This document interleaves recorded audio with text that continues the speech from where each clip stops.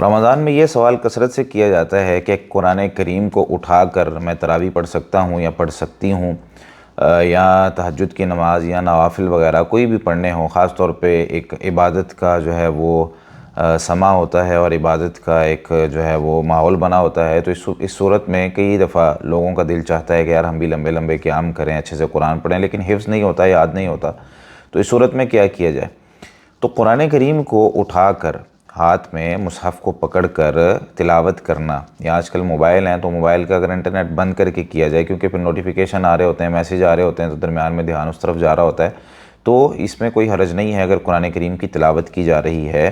کوئی بندہ امامت کروا رہا ہے تب بھی، نوافل کی تراویح کی امامت کروا رہا ہے تب بھی، یا کوئی اکیلا نفل پڑھنا چاہتا ہے تب بھی، وہ زیادہ قرآن پڑھنا چاہتا ہے تو قرآن کریم لے کر اپنے ہاتھ میں پڑھ سکتا ہے۔ اس کے دلائل کیا ہیں؟ صحیح بخاری میں معلقاً امام بخاری رحمۃ اللہ علیہ نے ایک اثر ذکر کیا ہے، امی جان سید عائشہ صدیقہ رضی اللہ تعالیٰ عنہ کا غلام تھا ذکوان،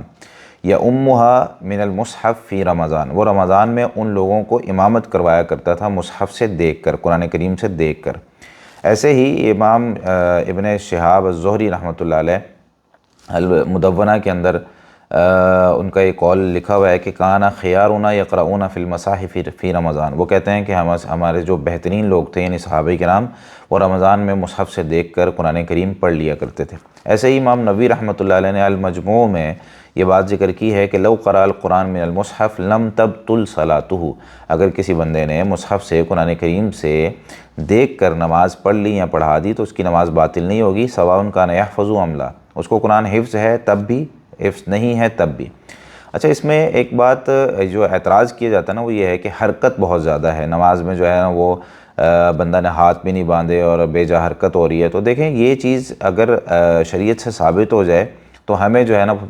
پھر اس پر اعتراض نہیں کرنا چاہیے۔ نبی کریم صلی اللہ علیہ وسلم کے بارے میں آتا ہے صحیح بخاری میں 494 نمبر روایت ہے، نبی کریم صلی اللہ علیہ وسلم نے اپنی نواسی امامہ بنت آپ صلی اللہ علیہ وسلم کی جو بیٹی تھی زینب، ان کو اٹھا کر، یعنی ایک چھوٹی بچی تھی، ان کو اٹھا کر نبی کریم صلی اللہ علیہ وسلم نے جماعت کروائی، فرض نماز آپ صلی اللہ علیہ وسلم نے پڑھائی ہے۔ تو اس کا طریقہ کار کیا ہوتا تھا کہ آپ صلی اللہ علیہ وسلم ان کو اٹھا کے نماز پڑھا رہے ہوتے تھے، اور جب سجدے میں جاتے تھے تو ان کو جو ہے وہ نیچے زمین پہ بٹھا دیتے، سجدہ کر لیتے، جب پھر اٹھتے تو پھر ان کو اٹھا لیتے، تو یہ نماز میں حرکت تھی۔ تو اس طریقے سے جو حرکت نماز کو اچھا کر رہی ہے، بہتر کر رہی ہے، یا جو ہے